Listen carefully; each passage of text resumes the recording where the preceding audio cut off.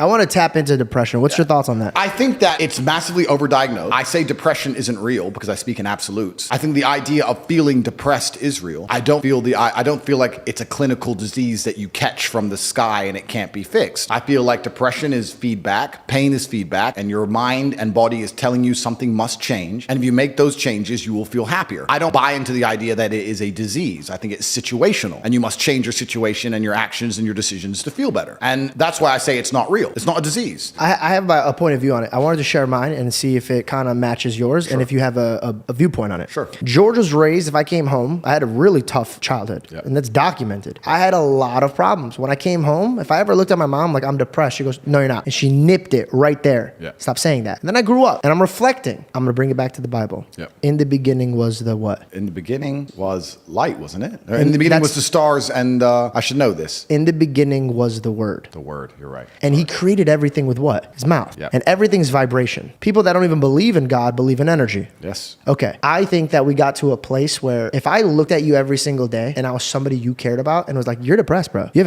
anxiety. You have anxiety.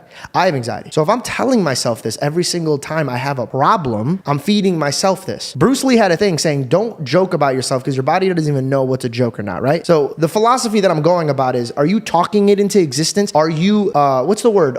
Manifesting it. Of course you are. So I don't understand why people, they go to a therapist or they go to medication, but they won't fix their fucking mouth first. It's so interesting you say this, because when I say depression isn't real and it's situational and you have to change your situation to feel better, people often come back to me and say, well, what about celebrities? Because celebrities live perfect lives and they kill themselves. I argue that with the exact point you made, because a celebrity sits there, Robin Williams, I'm depressed. And instead of people sitting down with him and saying, Robin, listen. Shut the fuck up. Shut the fuck up. Yeah. You're as famous as you can get. You live the most privileged life you can live. You can have a 19-year-old girlfriend tomorrow. Let's find out what's making you sad. Let's go on safari. Let's see some tigers. Or get rid of the shit that's making you depressed. Completely. There's no attack towards making progress. There's just trying to take the easy way out. That's One, right. labeling myself. Yep. Sorry, guys, I can't do it today. I have anxiety Yep. or I have depression. Yep. Now, there might be some people out there that actually wake up and they have a lot of things on them. I think you need to find God. Oh, absolutely. That's it. Because if you had a God, you would know that you could cast your anxieties and depression on him. Yep. Now, having faith is a big thing for me. Big thing. Yep. If I didn't have faith, all the obstacles that I would look at, let me give you an example. When I first started the show, I was like, I don't know how, but I'm going to have this conversation with you. Now, some people might not even want to do anything with me because I was the laughed at kid. Yeah. But I manifested and I pushed and I encouraged myself. Yep. I could have sat around like a pussy and be like, oh, no one's going to give a fuck about me. No one's going to do this. No one's going to do that. But if I can't care about myself, if I can't push myself, right. and if I can encourage myself, who the fuck's going to come around and do that for me? Nobody's going to care about you more than you. Nobody. Nobody's going to wake up each morning and go, you know what? Andrew Tate only has 53 cars. He needs a 54th car. I'm going to get up and I'm going to work hard, buy him a car. No, that's my job.